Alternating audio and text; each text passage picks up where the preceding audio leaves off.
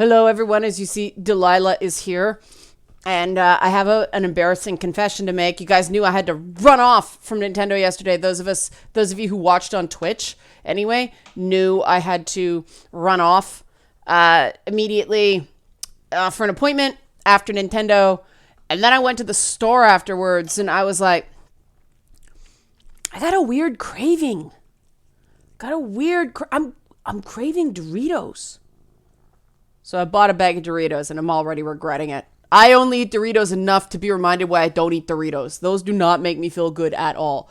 So this is, yes, my wrap-up video on E3. So what I'm going to do, I'm going to talk about Square, I'm going to talk about Nintendo, and then I'm going to give you I tried to do top 5 lists, but it turned into a top 6 and a top 7 list. So my top 6 disappointments of E3, and then the top 7 games I'm really stoked, really looking forward to. Like, it got me hyped. So if you like this kind of content, help support this channel, become a monthly patron, patreon.com/LeannaK, because I did no live streaming on YouTube this year, because last year YouTube yanked, struck me. Content ID'd me during the Ubisoft press conference. All these bots went in there and shut me down. Yes, Delilah's I guess she likes the smell of Doritos on my hands. But I'm like, never again. I will never risk that again. So I did all my live streaming on Twitch. It was fun. The people who joined, a lot of new people joined. So that was really cool. And without further ado, let's talk Square Enix and Nintendo. Enix. No one's quite sure how to pronounce that company name. Started off Final Fantasy. We saw Tifa. Awesome. Sephiroth is still Bishi. Awesome. It was all downhill from there. A lot of first time in America and remaster stuff. And then an Avengers presentation that just completely fell flat. And I'll save that for my biggest disappointments part, because it really was. So what basically happened? I don't know if they didn't have enough to show or whether they had attack of hubris, but they took the Sony spot in terms of scheduling and then just didn't bring it at all. But then Nintendo showed up, and I did say, ask the Twitch viewers, I did say, don't say Xbox One E3 until we see what Nintendo is bringing. And boom, Nintendo, even though their presentation is always very light and fluffy and non-threatening, Nintendo brought a lot of excitement, and they really needed to continue the momentum on the Switch. But between all the Smash announcements, and let's face it, Smash drives console sales for Nintendo. That game franchise is a juggernaut. But, the announcement of No More Heroes 3, that gloriously beautiful double troll they did with Banjo-Kazooie in coming to Smash, with the Donkey Kong characters and then the Duck Hunt Duck. Some legitimately exciting, Animal Crossing looks really cute, and the Link's Awakening remaster, I'm gonna play it. I really like the art style. I like that they preserved the original gameplay, and then they dropped, boom, there's gonna be a sequel to Breath of the Wild. There was a bunch of other stuff that happened in there too. Luigi's Mansion looks really cool. They have shown that they're, bringing games like Resident Evil to the Switch, reminding people that they are adulting these days. Then again, Resident Evil 4 was on the Wii. So I think people, comments that Nintendo used to be the kiddie console are a little exaggerated, but Nintendo brought it. Nintendo really, really, really brought it. And so Nintendo, because there was no Sony, I say wins E3. One could argue, however, that Sony won E3 by not showing up, because one of my biggest disappointments was Sony was not there and their presence was missed. It just did not seem to have the same hype with Sony not present. And so E3 better work their butt off to get Sony back there somehow, because they're going to continue to decrease in relevance while major players are backing out. Now, we presume that Sony will be back next year with a new console to promote, but we really did feel Sony not being there. So that was my first biggest disappointment. My second disappointment was how unexciting the Xbox Scarlet rollout was. Xbox really needs to gain ground next console cycle on PlayStation and certainly the Switch. Xbox is back to being the number 3 console again after having years of rise and arguably at least tying for first, if not winning, the Xbox 360 PlayStation 3 console generation.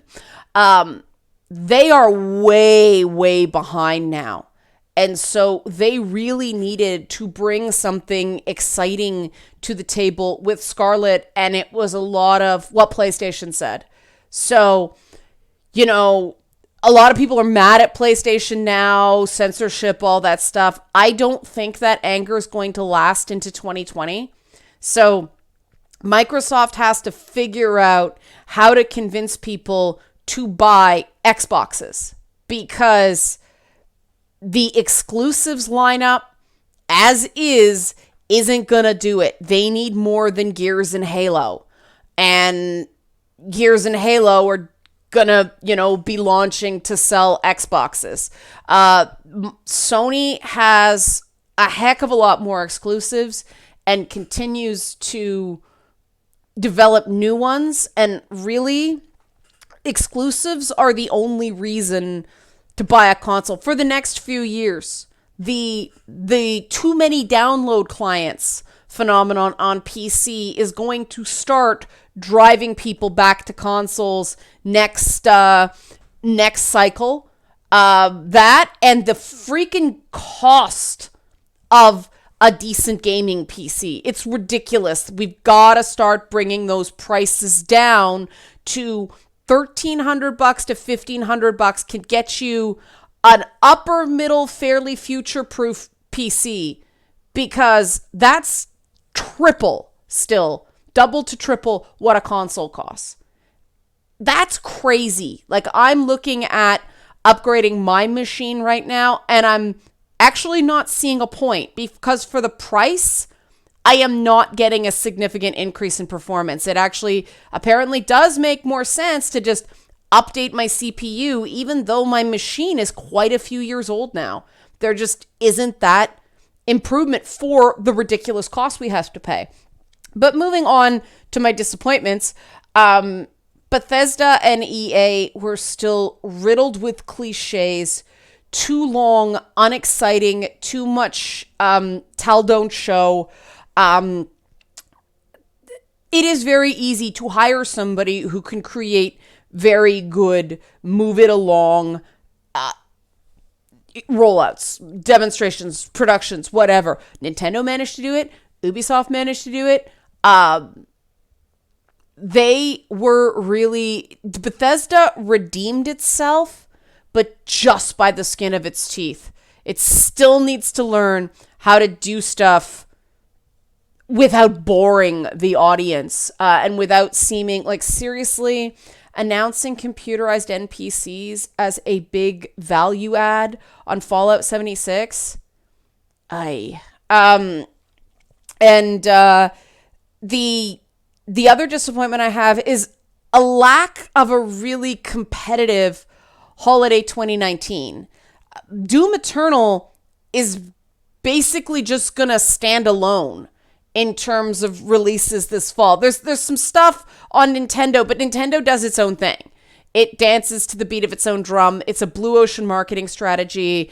Those like AAA graphics, all that stuff, it's pretty much Doom. There's not much else out there.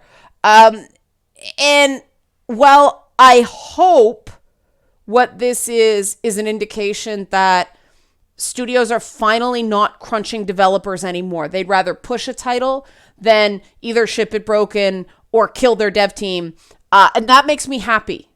But we have to sort of accept that the trade-off for that is going to be that we're going to have off years like this where there's not much out, which is very strange only because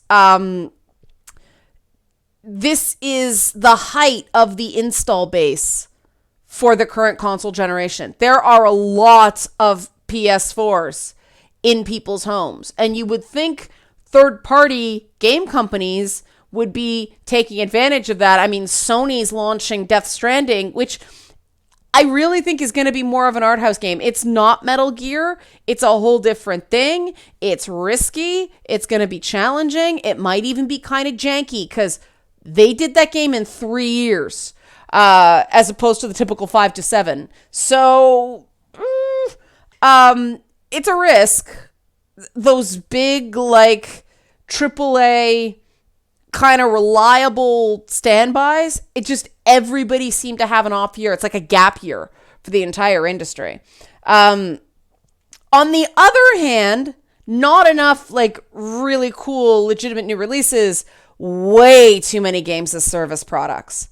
And I think that's what contributed to a real lack of hype this year is if you're an existing player, I should say, an existing player on Destiny or Rainbow Six Siege or The Division 2 or what's EA Anthem? Apex Legends. Apex Legends you can probably jump on still now. It hasn't been out that long.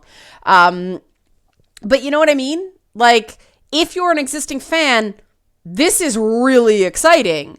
But what these games as services aren't yet doing is finding a way to allow new players to jump in and not just get their clocks cleaned.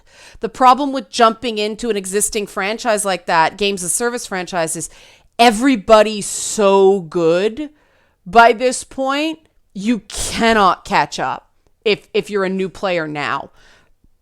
So they got to figure that out. And I did notice with the Twitch chats that everybody's kind of, John Bernthal came out with an adorable dog and freaking crushed it in that presentation for Ghost Recon. But as far as anybody can tell, that's an add-on for Wildlands.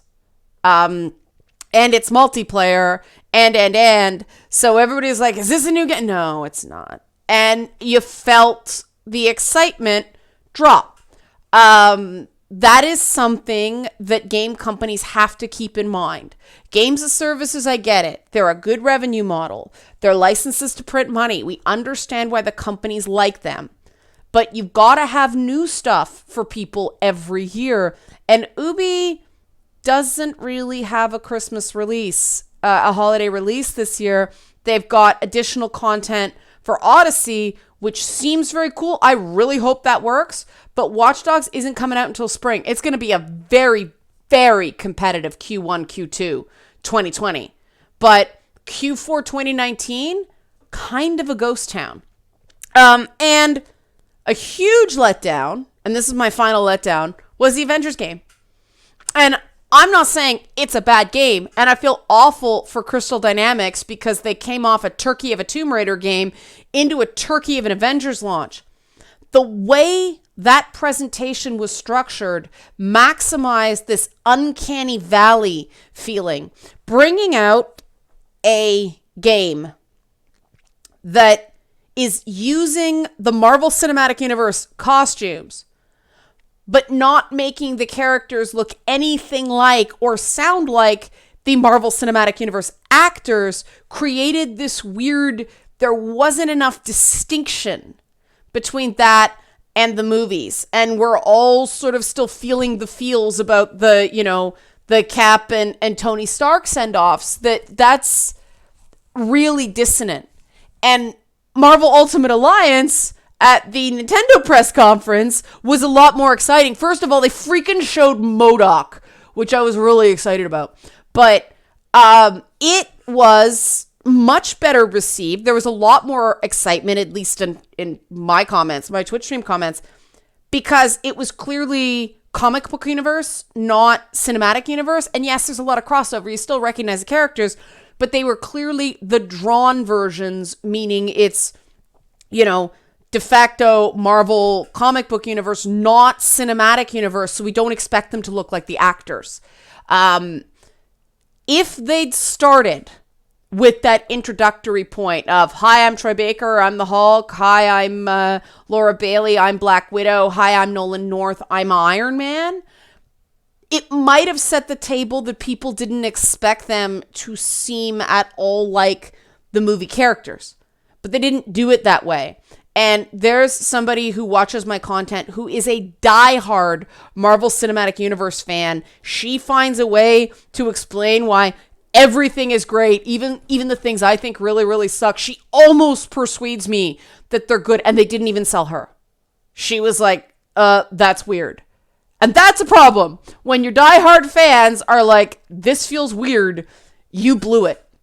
And I really like Crystal Dynamics as a studio. I have, I go back a long way with Eidos Montreal. I want those studios to continue to stay successful. But they are going to have to clean up a bad launch with this game. It did not work. And one person pointed out it's because they didn't show gameplay. And there certainly seems to be something they're holding in their back pocket regarding a potential PlayStation exclusive character. This is not unheard of with Marvel properties. The Disney Infinity, I think it was Hulk, was exclusive to the PS4, and Hawkeye is notably absent from that Avengers lineup. And I don't know why they used Black Widow instead of Captain Marvel. Captain Marvel would have been much more balanced as a superhero character if they needed a girl. So it just seemed like a real missed opportunity to put in some very popular characters, because now with Endgame, the idea of the Avengers is kind of stretched. They could have put in Black Panther, and they didn't. They could have, like I said, Captain Marvel, and they didn't. And Hawkeye. It's amazing the number of us that were like, what? No Hawkeye. Where's Hawkeye? Hawkeye gets no freaking love. And as one person pointed out, at least with Hawkeye, he could have trick arrows. Black Widow just has guns and martial arts. It seems out of place. So those are my big disappointments. Now on to the games that really left me excited. Like I said, I tried to make it a top 5 list, but with the PC game show, and I think one of these was in the Xbox show, it's all a blur. And that's why anything that stands out after watching so many gaming press conferences, I was left with a Doritos craving, literally. Anything that is still in my head at this point deserves mention. 3 small games, Genesis Noir, 12 Minutes, and Valfaris, all had an impact on me. And like I said, with everything that was going on, that says a lot.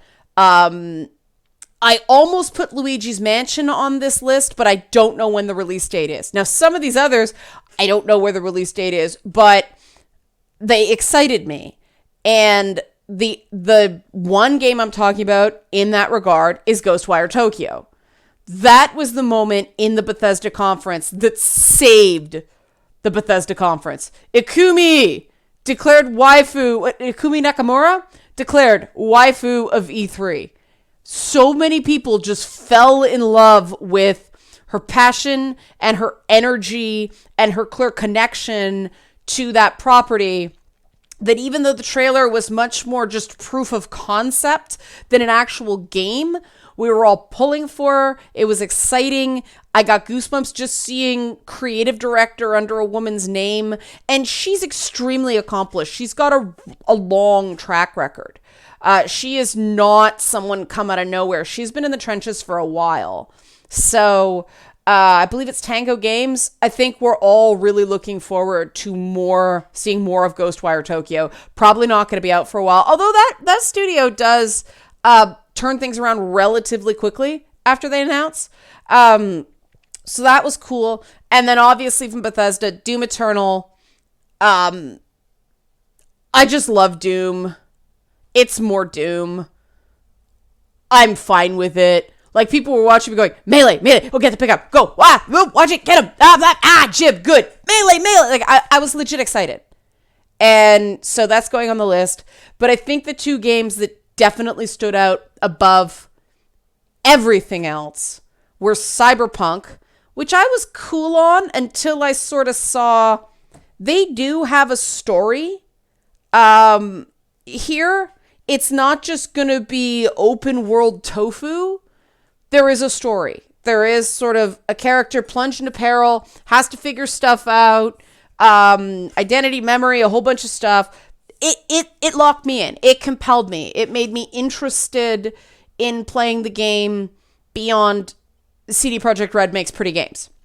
And then Watch Dogs Legion, even with the leak, and even note to Crystal Dynamics and Avengers, that game stumbled out of the gate when it leaked, and everybody was really down on using Brexit as a jumping off point into this sort of alternate future, because nobody knew based on the leak how it was going to work.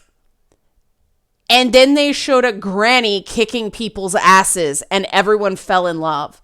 That team mechanic that you have a roster, which is a beefed up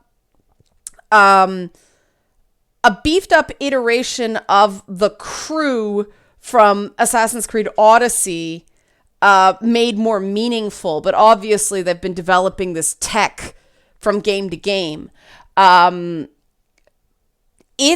That's ambitious, and that's a new idea, and that excites me.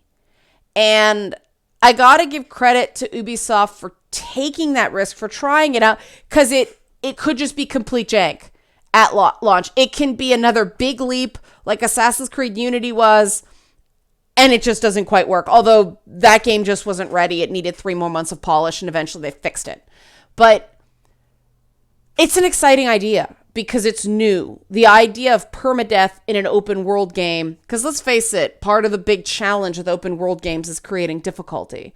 And there's no saves. Like, are they going to allow you to save? So if a character dies, you can go back? Or how are you going to work that? Because permadeath might actually be permadeath in an open world game with autosaves.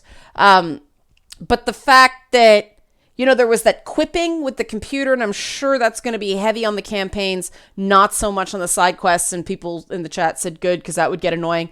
But the fact that you recruit people, you sort of get to know them, you forge that connection by the recruitment process, and then they can die. They did that to an extent with games like Heavy Rain. They kicked us in the fields in Rogue with a similar, like, wiping out beloved characters in dramatic fashion. It's just a new idea. And the fact that it's the Watch Dogs franchise doing that is really interesting, because, I mean, let's face it, 2 was a do-over from 1, which again was a ludonarrative experiment that didn't quite work. People didn't quite get what was going on with the original Watch Dogs, and an unlikable main character, and kind of everything being very gray, and you got out of it what you put in. The game wasn't leading you to fun the same way. Watch Dogs 2 very much led you to fun. It was big, it was colorful, it was silly. They're just blowing the doors off with this game, for better or for worse, and I salute them for the risk. Longtime viewers of mine know I always reward risk in gaming, because we all claim we want innovation, but the Siamese twin of, or conjoined twin, because I guess you're not allowed to say Siamese twin anymore. Excuse me. Old racist comment. Conjoined twin of innovation is risk. And everybody wants innovation, but everybody just pummels developers for taking a risk when it doesn't run perfectly right away. And so I I give it to Ubi where they could have just sat back on their laurels like everybody else except Nintendo this year and just did additional content for things. Just put out another module, another game, whatever. Don't get any big new ideas. They're putting out a very interesting, very risky idea. Yay. Now there's one more individual I want to give a kudos to.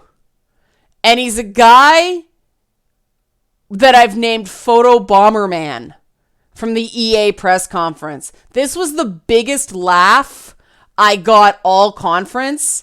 And some of you weren't with us. Some of you didn't see it. So I just want to play one more time my salute to Photo Bomberman. And there's going to be like a weird picture-in-a-picture thing because like you can see me and then you can see me. But here we go. Okay, here we go. But then kind of ripped open with gunfire and everything. Boring, blah, blah, blah. I love chunky shoes. Provence, you know. Yeah. Whoop, there he is! What is that guy?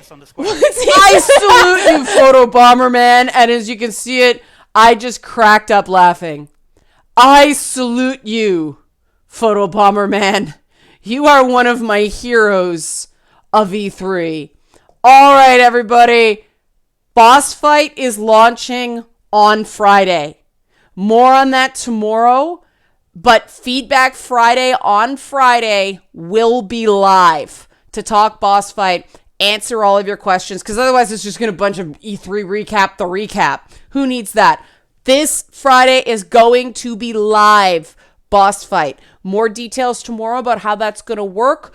Twitch is also tomorrow afternoon. I'm not sure what I'm going to do, whether I'm going to do more Sekiro. People are saying they're tired of that. So I might download something that somebody recommended during E3, maybe Divinity Original Sin 2.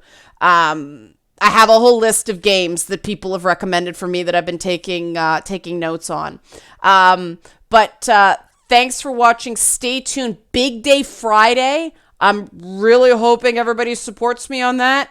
But more on that tomorrow. Okay. Help support this channel also. Become a monthly patron. You're not going to be seeing this for a while after this because it's all going to be support Boss Fight. So this is the last one for a while. But monthly patrons help too. They help shape Boss Fight in a very meaningful way. And that's what you get for being a patron. So become a patron after Boss Fight. Thanks for watching.